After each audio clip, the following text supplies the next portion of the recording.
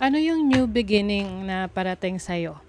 So this is a collective reading uh, and also a timeless reading. So anytime na mapanood mo to, as long as makaka-resonate ka, this reading is for you. So as a confirmation, let's see what are the stronger signs for this reading. We have Capricorn, Sun, Moon, Rising, Venus. You also have Sagittarius and Libra.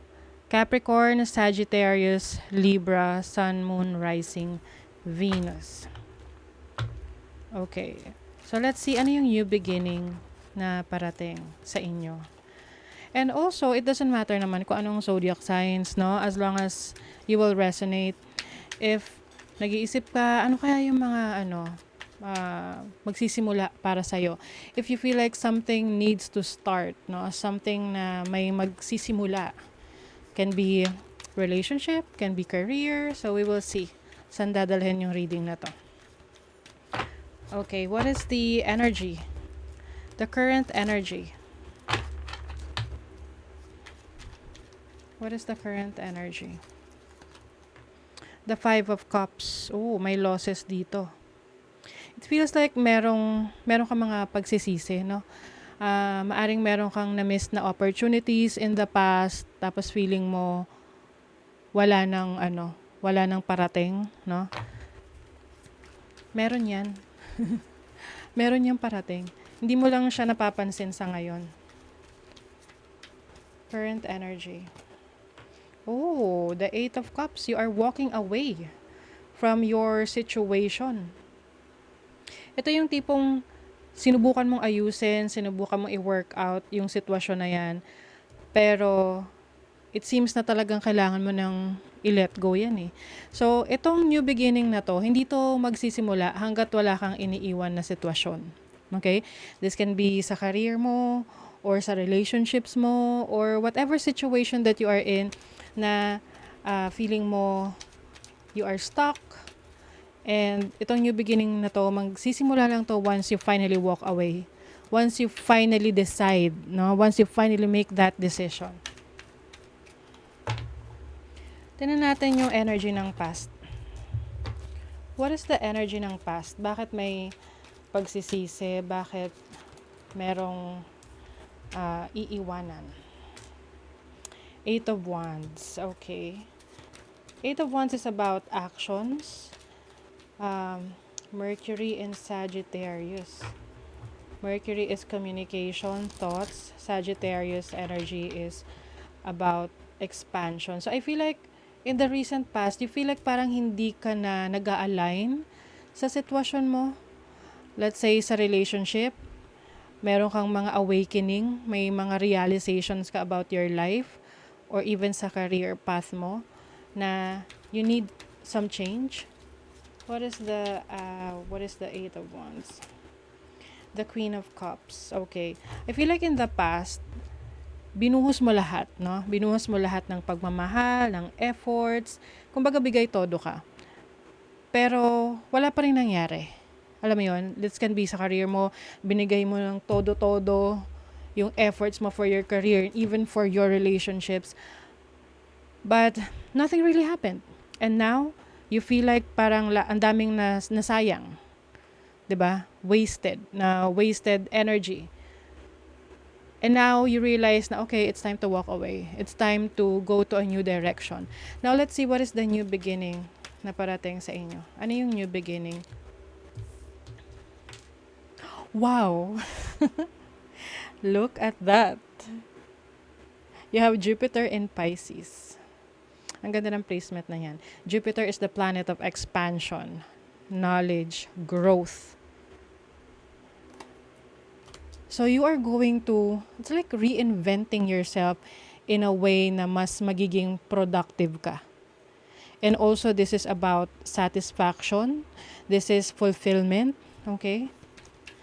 Tell me more about this. Nine of Cups. About the new beginning. The Seven of Wands. Self-defense. You are also protecting your energies. Okay? Marunong ka na mag-set ng boundaries ngayon. Kung dati kasi, parang bahala na kung ano yung ibigay sa'yo, or kung ano yung, ah, but wala kang boundaries eh. Like, you can give everything sa lahat, sa relationship, sa trabaho mo, sa career. But, parang wala pa ring, walang halaga sa iba. So now, ang new beginnings mo ay yung pagmamahal mo para sa sarili mo. Yung fulfillment mo for your dreams, and you are ready to protect that.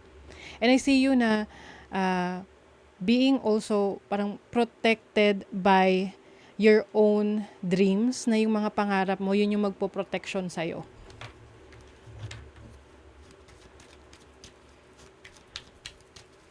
What other messages you have for the collective about this new beginning? Oh my God, leadership. You are going to gain control. Ikaw na ang magkocontrol ng buhay mo. Hindi na ibang tao. Hindi mo na iasa sa iba yung buhay mo, yung direksyon ng trabaho, ng career mo, ng relationships mo. Wow. Your instinct, your intuition is going to be on point. Kumbaga, ikaw ay ginagabayan, no, ng iyong instinct, ng intuition mo. Yan yung pinaka malakas na let's say parang hindi lang pag-aari, but yung power na meron ka. Yung instinct, yung intuition mo is going to lead you to your new beginnings. Wow. O, diba? You're a natural leader. Kaya kung hinayaan mo na ikaw ay i-lead ng iba at nakita mo na wala namang naging magandang epekto yun sa'yo, yung leadership ng ibang tao sa buhay mo, this time you are reclaiming your power. Ayan yung new beginnings for you. You are reclaiming your power. You are magkakaroon ka ng freedom, control about your life, and at the same time, the wisdom na kailangan mo to move forward, to move on.